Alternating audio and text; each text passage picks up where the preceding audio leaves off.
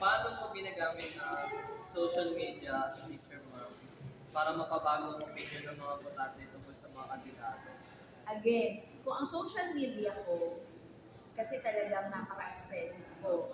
And kung wala ako sa harap ng mga estudyante ko, I play as a vlogger. So ako ay, again, may layunin is just to inform yung kanilang pamamaraan. Para sa akin, baka o pwedeng ito yung maging tamang pamantayan. Pero again, to make that clear, as a vlogger right now, hindi ako nag-i-influensya na kung sinong iboboto to the point na ako pa ang mga kampanya. No. Pero again, as a teacher vlogger, ako ay hinaan talaga ko ang aking sarili na I have the obligation, I have the social responsibility na maging matalino po tayo. Huwag po tayo papasilaw sa pamamaraan ng pera dahil babalik at babalik po sa atin yung pangkukurakot lang din ng mga nagbigay sa inyo ng eleksyon at ito na nga nagbuwan, di ba? Binubulsa lang naman nila kung ano yung tax na binabayad natin. Next question po. Anong klase ng content tulad ng memes or videos ang pinaka nakaka-apekto sa pananaw ng mga tao tungkol sa politika? Okay, video, yung fake news siguro, may mga taong nag-create ng fake videos, informations against a certain kandidato. They finance that. Yun ang para sa akin ang isa sa very alarming. Tapos yung memes, ako para sa akin very entertaining ng memes eh.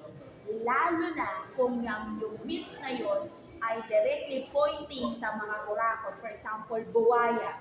Tapos may Martin Romualdez. Rocks, may Saldico. That's it. I go directly. Diba? Oh.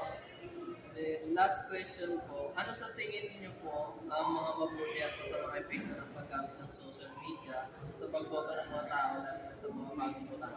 Okay, yung mga taong disadvantage o sa mga taong madaling lukuban ang pag-iisip, hindi nila ginagamit intellectually, but what is sentro nila, yung kikita sila sa binoboto nila. Kapag ka may involved naman sa pagpili ng iboboto mo, yun ang mahirap. Kahit sinong magaling na speaker ng o pwedeng ma-enlighten sila sa ngalan nito mas pipiliin nila ito para yun ang iboto.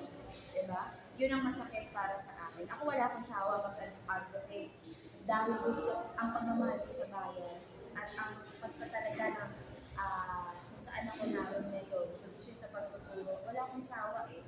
Kaso, sa mga tumatanggap na lang, ang magiging problema natin dahil I cannot provide their needs. No? That's all. Thank you po. Tapos na? Opo. Okay.